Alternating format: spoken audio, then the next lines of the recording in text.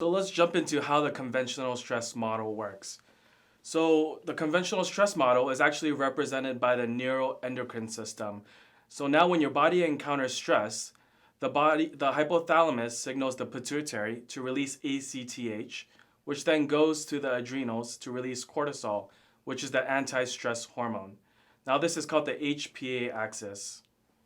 And so Dr. Carey, what happens when you don't have a properly functioning HPA? Without this properly functioning HPA axis and adequate levels of cortisol being outputted by your adrenals, your body will not be able to handle stress well because the adrenals also put out epinephrine. When you have a fight or flight response, when you see a bear, when you undergo stress, when you're taking a test, when you have a boss screaming at you, epinephrine is also being released from your adrenals, and norepinephrine is also released from your brain. So in early stages of stress response, cortisol levels rise, the epinephrine rises, and the norepinephrine also rises. However, as stress becomes more persistent and it increases in your life, then cortisol output drops as the adrenals are not able to keep up with the cortisol demand. So now everything you've listened up to this point from Dr. Jeremy and Dr. Carey are standard physiology that's taught to us in medical school. So this is how everybody look at the stress model. However, this stress response model is not able to answer all the questions and all the symptoms. In my case, and in the people that I see all the time that has adrenal fatigue, they have symptoms that is not explainable by this dysregulation of HPA axis. So we know something is missing. Some of those questions that don't really add up in your life could be, why are you having food sensitivities? Why are you having brain fog and being confused a lot of the time? What about EMF intolerance? Why are you finding yourself more sensitive to chemicals? And how is your sleep affected in all of this? So these are very real because we are not in theoretical school. We are dealing with real people with real problems. And when stress arrives at your doorsteps, it sets off a cascade of response. And through my research, I finally found the missing piece. Now, we know that the adrenals are not the only part that becomes imbalanced in the stress response. There are many other circuits and organs and systems that are tied in with the adrenal system but do get dysregulated or imbalanced with time. This revolutionary new model of looking at how stress affects our body is called the neuroendometabolic stress response. As you may be able to tell by the name, it's rather long. We'll call it just NEM for short. It involves a whole lot more than its HPA. The HPA is only 1/6 of the entire piece of the picture. So let's look at this diagram that you see. It's a graphical representation of how the NEM stress response works. In the center is the bullseye, or the stress. When stress enters the body, it enters through the center, and it kind of spreads out peripherally. Okay, so Dr. Carey, let's go further into what's going on here. So now we'll dive into the neuroendocrine component, which is on the left side of this diagram. You have the hormone circuit on the top left, the cardionomic circuit on the left side, and then the bottom left is the neuroaffect circuit. So we'll start with the hormone circuit. This consists of the adrenals, the reproductive system and organs, and the thyroid. And Dr. Lam talked about it before, about the OAT axis, which is similar to this because the ovarian, the adrenals, and the thyroid are all connected to each other. And they all produce hormones, and that's why they're part of this hormone circuit. And when you have a problem going on with this circuit, symptoms like fatigue will come on. Symptoms like estrogen dominance, hair loss, irregular periods or temperature intolerance, even cramping and bloating before periods can come up.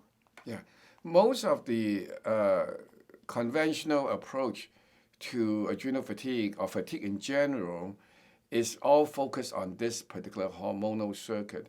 And to a large degree, that's correct. But it all depends, as we will see, this spreading of the hormonal circuit when it becomes imbalanced can have ramifications as well beyond the hormonal circuit. For example, it goes next, talked about the cardionomic circuit, which is also frequently disrupted. That's right, Dr. Lam. And so the cardionomic circuit consists of the adrenals, the cardiovascular system, and the autonomic nervous system. Now, when the adrenals try to put out cortisol to dampen the epinephrine and norepinephrine's effects, now when the adrenals start to weaken and they can't keep up with the cortisol demand, then this epinephrine and norepinephrine start to wreak havoc in your body. And this can present with heart pounding or palpitations. You can have lightheadedness, you can crave salt, and you can have reactive sympathetic overtone. Well, interestingly, you can do $1 million cardiac workup, and most of the time it's going to come back normal, and you would be told that your heart is functioning perfectly, but somehow you feel it's just not quite there. You know, you feel a little breathless. Sometimes when you're at rest, you can feel the heart thumping. You know, but you're feeling fine. You're healthy from the outside, but it's just your cardionomic. Why is cardionomic? It's because of the cardiac system plus autonomic nervous system. They all intertwine. Imbalance of this circuit can really ruin your life. So then we're going to go to the neural affect circuit, which consists of the autonomic nervous system, the brain, and the microbiome. A lot of your neurotransmitters like serotonin, dopamine, GABA, they're made in the gut with the help of your microbiome.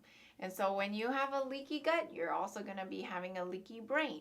So symptoms of neural affect issues can be mood instability, you're feeling sad, jittery, or you're feeling some anxiousness, wired and tired, problems falling asleep or even staying asleep, and troubles concentrating. Yeah, the gut is actually also called the second brain for that reason, Dr. Carey. And we see so many people that once we are able to rebalance this particular circuit, they actually feel brand new. And the reason is because the gut controls, to a large degree, the brain's function by providing the precursors of the neurotransmitters that go from the gut through our system to the brain, and from the brain, the pieces of the precursors are put together into neurotransmitters and hormones, and from then it comes back down to the rest of the body. So far, we have seen that the conventional model of the HPA axis only covers one very small part of the overall stress response. Neuroendocrine component, which has the three circuits that we mentioned, and the hormonal part, the HPA axis part, is only one out of the three. However, as we said, what is the other missing piece? And this is now being discovered by our research, is that the second piece is the metabolic component. And this metabolic component consists of three circuits. These circuits are the bioenergetic circuit, the detoxification circuit, and the inflammation circuit. Okay. Now, a healthy metabolic component defends our body against stress in many ways. One of the ways is it reduces the body's toxic load. Other times it makes sure that we have a steady supply of glucose that goes to our brain so that we're alert when we're fighting stress. Another way that it helps our body deal with stress is it decreases inflammation in our system. So a weak metabolic component causes an imbalance to our overall internal structure. It's almost like a spider web, it's perfectly symmetrical in its own chaos within. But if you kind of upset one part of it, then you're not going to feel good. And a weak metabolic component can lead to congestion of the extracellular matrix, or what we call interstitium, can slow down the detoxification process, so you always feel kind of toxic, so to say. It reduces the nutrient delivery, so the nutrients cannot get to the right place at the right time at the proper speed. And you therefore have inflammation. Your body is physically, can be kind of draggy. And let's take a look more at each of these metabolic circuits, Dr. Jeremy. Right. So the first circuit on the metabolic component is the bioenergetic circuit, which comprises of the thyroid, the pancreas, and the liver. So one of the signs of early bioenergetic derangement is sugar cravings, which happen all the time. And we really overcome this by just snacking frequently. And this is kind of just brushed off by conventional medicine. Another sign is central obesity and central weight gain. That's another sign of bioenergetic circuit dysfunction. And also, if your weight is fluctuating a lot, then that is also a sign that your bioenergetic circuit is malfunctioning.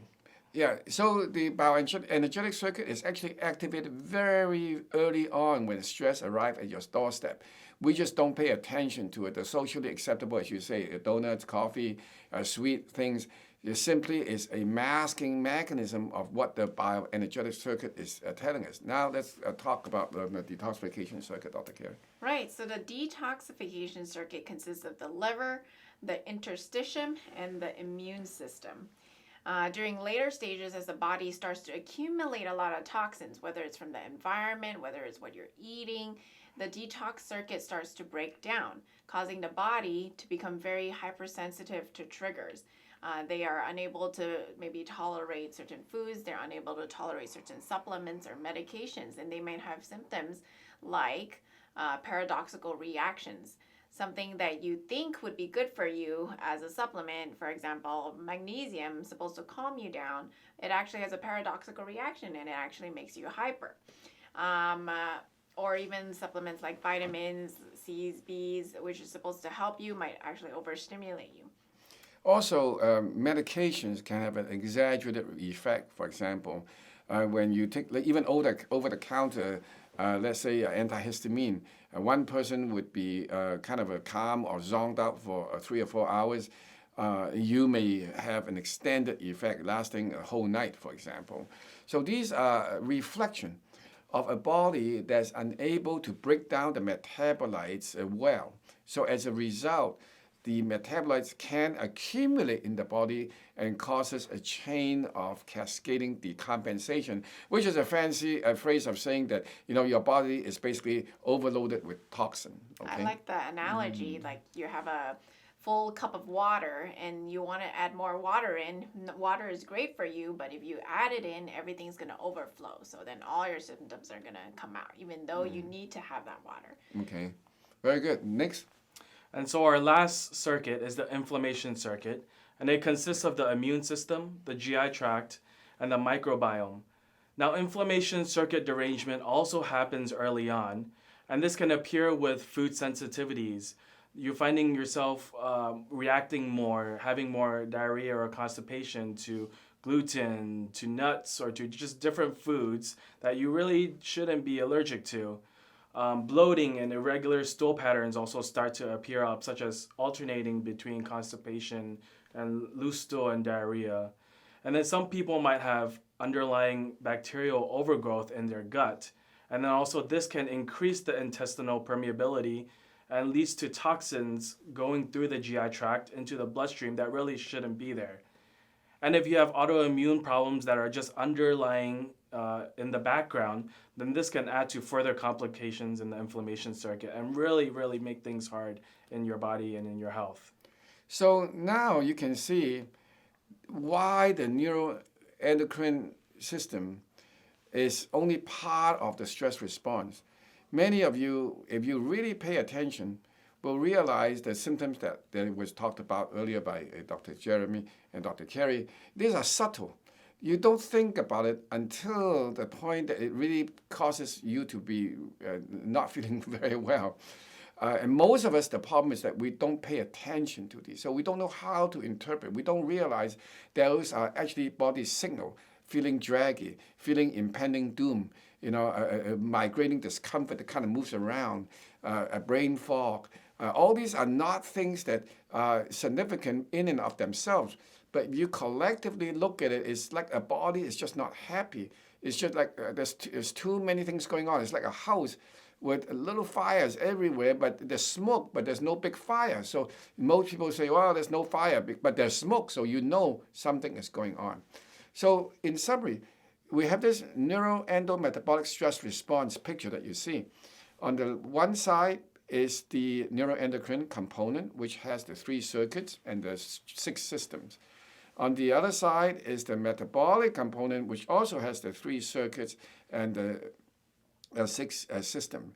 So if you're working only on adrenal fatigue by only focusing on the adrenal, which is part of the hormonal circuit, you can see that there's 5 other circuits that is already deranged that is not being taken care of.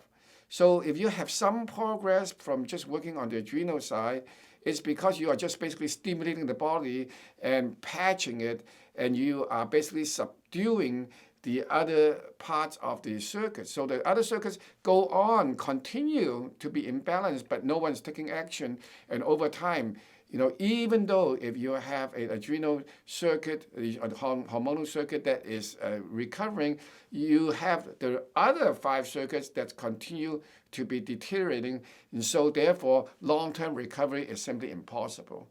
That's what happened to me, because I went through, what I thought was the normal recovery process, and I don't understand why I hit the wall, why I only, improved to a certain degree, and I regress backwards, why I keep having recurrent crashes, why my food sensitivity doesn't get improved. So these are the missing link that I've discovered, and they, as you can see now, all fall into the metabolic component, which we have overlooked.